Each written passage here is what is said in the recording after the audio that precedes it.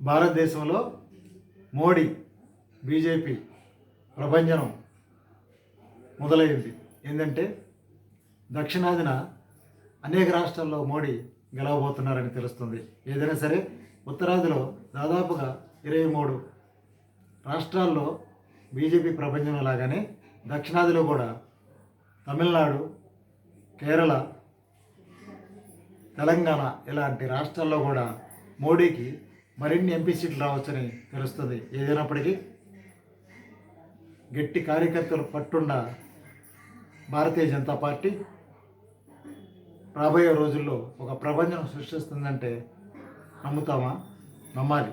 ఎందుకంటే ప్రతిపక్షాలు అనేక్యత, భారతదేశంలో అభివృద్ధి కార్యక్రమాల మీద శ్రద్ధ, ప్రపంచ దేశాల్లో భారతదేశం నెంబర్ 1 స్థానానికి వచ్చిందంటే అది మోడీ ప్రయత్నం వల్లనే. మోడీ గట్టి పునాది వేశారు భారతదేశానికి. భారతదేశ ఆర్థిక అభివృద్ధి చెందాలంటే మోడీ కృషి ఎంతో ఉందని తెలుస్తుంది. ఏదైనప్పటికీ భారతదేశంలో మోడీ ప్రభ వెలుగుతుంది.